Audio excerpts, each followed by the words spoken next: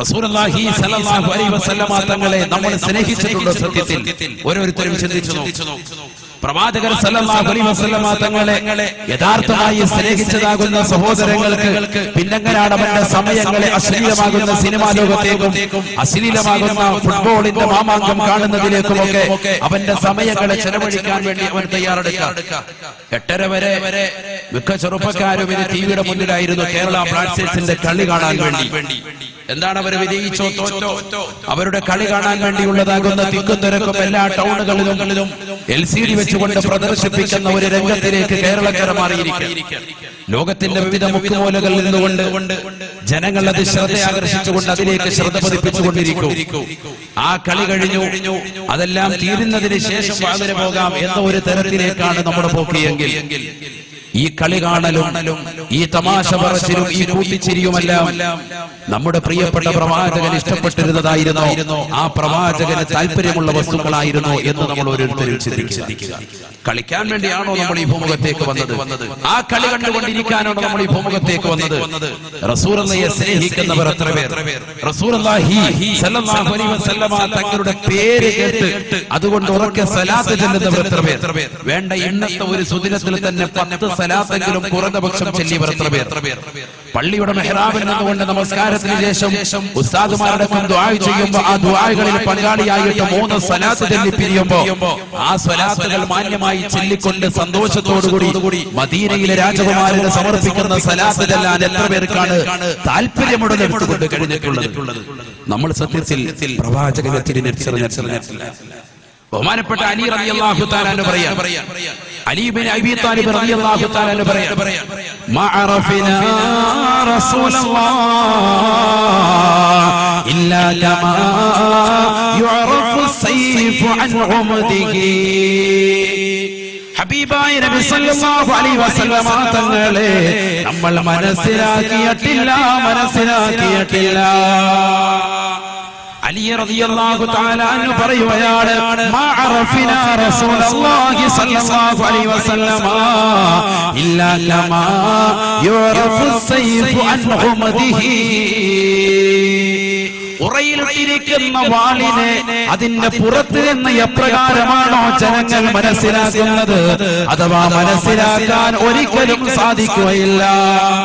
ഉറയിലിട്ടിരിക്കുന്ന വാളിനെ അതിന്റെ ഉറയിൽ തന്നെ കിടക്കുന്ന അവസരത്തിൽ വെളിയിൽ നിന്നുകൊണ്ട് വാളിനെ മനസ്സിലാക്കുന്നത് പോലെ അതിന്റെ മൂർച്ചയെ തിരിച്ചറിയുന്നത് പോലെയാ റസൂലുള്ളാഹിയെ നമ്മൾ തിരിച്ചറിഞ്ഞിട്ടുള്ളൂ എന്ന് അലി ഇബ്നു അബീ താലിബ് റളിയല്ലാഹു അൻഹു. അലി ഇബ്നു അബീ താലിബ് റളിയല്ലാഹു അൻഹു മഹത്വം അറിയുമ്പോഴല്ലേ നമ്മൾ മനസ്സിലാക്കുന്നതുള്ളൂ അദ്ദേഹത്തിന്റെ വാക്കിന്റെ അർത്ഥം. റസൂലുള്ളാഹിന്റെ മരുമകനാണ് അലി ഇബ്നു അബീ താലിബ് റളിയല്ലാഹു അൻഹു. മാത്രമല്ല മഹാനവറുകൾ ഒരു കാലെടുത്തു വെച്ചു, അടുത്ത കാല് വെക്കുന്നതിന് മുമ്പായിട്ട് കാന യഖ്തസിമുൽ ഖുർആന മഅ തദബ്ബുരി മആനിഹി. പരിശുദ്ധമായ ഖുർആൻ പരിപൂർണമായി അതിന്റെ അർത്ഥതലങ്ങൾ ചിന്തിച്ചുകൊണ്ട് പരിശുദ്ധ ഖുർആൻ ഖത്മ തീർക്കുമായിരുന്നു എന്ന് ഉലമാക്കൾ രേഖപ്പെടുത്തുന്നു. ഒരു കാലെടുത്തു വെച്ചു, അടുത്ത കാൽ അടുത്ത ഖത്വത്തിന് മുമ്പ് അടുത്ത ചവിട്ടടിക്ക് മുമ്പായിട്ട് ഒരു ഖത്തം പരിശുദ്ധമായ ഖുർആനിലെ ഒരു ഖത്തം മുഴുവനും അദ്ദേഹം ഓതി തീർക്കുമായിരുന്നു. അത്രത്തോളം വലിയ വ്യക്തിത്വമായിരുന്നു സയ്യിദുനാ അലി ഇബ്നു അബീ താലിബ് കറമല്ലാഹു വജ്ഹഹു. മഹാനവറുകൾ പറയുന്നു, നമ്മൾ റസൂലുള്ളാഹിയെ മനസ്സിലാക്കിയിട്ടില്ല. നമ്മൾ മനസ്സിലാക്കിയിട്ടില്ല. അല്ലാഹുവിന്റെ റസൂലിനെ നമ്മൾ മനസ്സിലാക്കിയത് എപ്രകാരമാണ്? ഇല്ലാ കമാ യുഅറഫു സൈഫു അൻ ഉമദിഹി. ഉറയിൽ കിടക്കുന്നതാകുന്ന വാളിനെ എപ്രകാരം അതിന്റെ വെളിയിൽ നിന്ന് ജനങ്ങൾ തിരിച്ചറിയുന്നുണ്ടോ അപ്രകാരമാണ് അവർ മനസ്സിലാക്കിയിട്ടുള്ളത് റസൂലുള്ളാഹി സ്വല്ലല്ലാഹു അലൈഹി വസല്ലമ തങ്ങളെ എന്ന് മഹാനായ അലി ഇബ്നു അബീ താലിബ് കറമല്ലാഹു വജ്ഹഹു. അല്ലാഹു മനസ്സിലാക്കാൻ തൗഫീഖ് തരട്ടെ. ആ പ്രവാചകനെ നമ്മൾ തിരിച്ചറിയണം. പ്രവാചകനെ ലോകത്തുള്ള സർവ്വ സൃഷ്ടിജാലങ്ങളും സ്നേഹിച്ചിട്ടുണ്ട്. ഞാൻ അതിലേക്ക് കൂടുതലായി കടക്കുന്നില്ല. ആകാശം സ്നേഹിച്ചതിനെ പറ്റി, ഭൂമി സ്നേഹിച്ചതിനെ പറ്റി, ഈ ലോകത്തുള്ള സർവ്വ സൃഷ്ടിജാലങ്ങളും പ്രവാചകനോട് അനുരാഗം വെച്ചതിനെ പറ്റി ഞാൻ വാചാരനാകുന്നില്ല. അത് ഹദീസുകളിൽ വളരെ വിശാലമാണ്. നമ്മൾ മനസ്സിലാക്കേണ്ടത് റസൂലുള്ളാഹിയെ സ്നേഹിച്ച് അല്ലാഹു സ്നേഹിച്ചു. അഷ്റഫുൽ ഖൽഖ് മുഹമ്മദ് റസൂലുള്ളാഹി സ്വല്ലല്ലാഹു അലൈഹി വസല്ലം തങ്ങൾ. കസേര എല്ലാവരും ഉപയോഗപ്പെടുത്താൻ ഇൻഷാ അല്ലാഹ് വെളിയിൽ ബൈക്കിൽ നിൽക്കുന്ന മുഴുവൻ ആളുകളും 1000 കസേര കൂടി ഇറക്കിയിട്ടുണ്ട്. ഇൻഷാ അല്ലാഹ് അതെല്ലാവരും കൂടി ഉപയോഗപ്പെടുത്തും. അള്ളാഹു നമ്മുടെ സദസ്സ് സ്വീകരിക്കുമാറാവട്ടെ. ഇൻഷാ അല്ലാഹ് ദുആയിരുന്നു വേണം നമ്മുടെ സദസ്സ് പിരിയാൻ. അള്ളാഹു കബൂലാക്കട്ടെ. ഇതുപോലെ ഒരു രാവ് നമുക്ക് ഇനി ഉണ്ടാവുമോ എന്ന് അറിയൂല. അള്ളാഹു നമുക്ക് ഇനിയും ഒരുപാട് ഇൽമിന്റെ രാവുകൾ ഒരുമിക്കാൻ അള്ളാഹു അവസരം നൽകുമാറാവട്ടെ. നമ്മൾ വെറുതെ തമാശ പറഞ്ഞ് ഒരുമിച്ച് കൂടുന്ന മജ്‌ലിസല്ല. ഖുർആനും ഹദീസും കൊണ്ട് നമ്മുടെ സദസ്സ് മുന്നോട്ട് പോകാൻ പാട്ടുപാടി ഒരു കോമഡി പറഞ്ഞു പോകുന്ന ശീലം വിനീതനില്ല. അതുകൊണ്ട് തന്നെ ഇൻഷാ അല്ലാഹ് നമ്മുടെ സദസ്സ് ഖുർആനിക സദസ്സാണ്. ഹദീസിന്റെ മിമ്പറത്തോടു കൂടിയായിരിക്കും പോവുക. ഉലമാക്കൾ നമ്മുടെ സദസ്സിൽ ധാരാളമുണ്ട്, നിരവധിയുണ്ട്. മുതഅല്ലിമീങ്ങളുണ്ട്, കാരണവന്മാരുണ്ട്, സജ്ജനങ്ങളുണ്ട്, വൃദ്ധരുണ്ട്. അവരുടെ ഒക്കെ ബറക്കത്തോടെ ഇൻഷാ അല്ലാഹ് നമ്മുടെ സദസ്സ് സ്വീകരിക്കുമാറാവട്ടെ, കബൂലാക്കുമാറാവട്ടെ.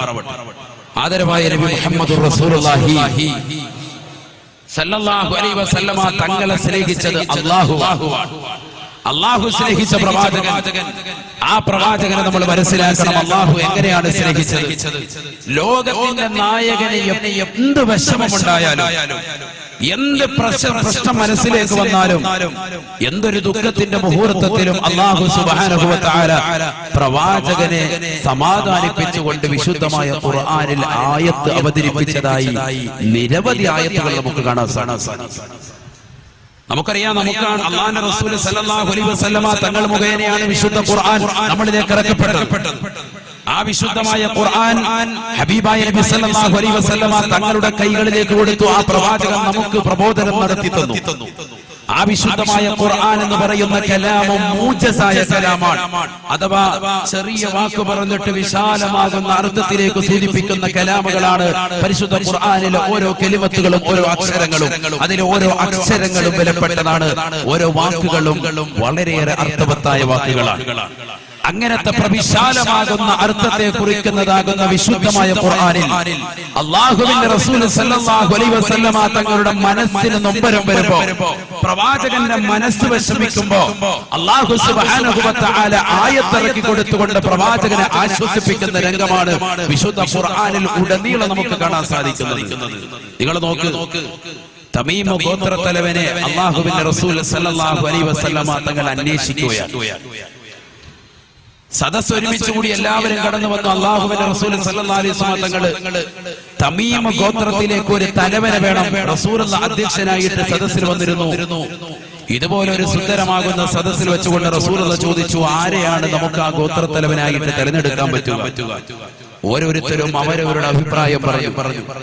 അഭിപ്രായങ്ങൾ പലരും പറഞ്ഞ കൂട്ടത്തിൽ ചിലരുടെ ശബ്ദം അല്പം ഉയർന്നുപോയി. മുഹമ്മദ് റസൂലുള്ളാഹി സല്ലല്ലാഹു അലൈഹി വസല്ലമ തങ്ങളിരിക്കുന്ന മജ്‌ലിസ് അറിയാതെ ഉയർന്നു പോയപ്പോ റസൂലുള്ളാഹി സല്ലല്ലാഹു അലൈഹി വസല്ലമ തങ്ങളുടെ മനസ്സൊന്ന് ചെറുതായി ഒന്ന് വിഷമിച്ചു.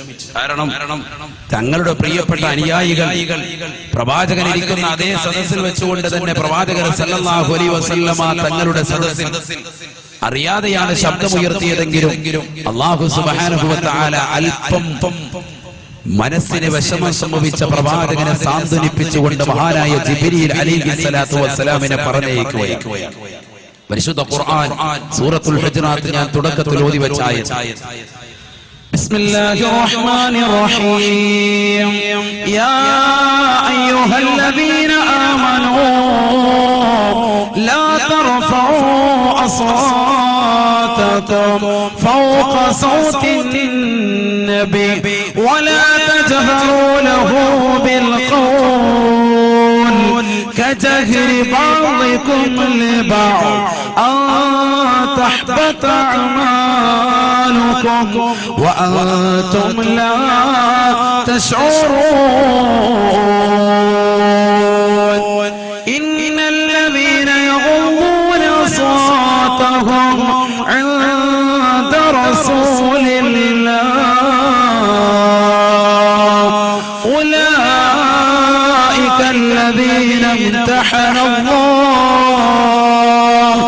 أولئك الذين امتحن الله قلوبهم للتقوى لهم مغفرة وأجر عظيم. പരിശുദ്ധമായ ഖുർആനിലൂടെ അല്ലാഹു സുബ്ഹാനഹു വ തആല പ്രവാചകരെ സാന്ത്വനിപ്പിച്ചുകൊണ്ട് ആയത്തിറക്കുകയാണ്.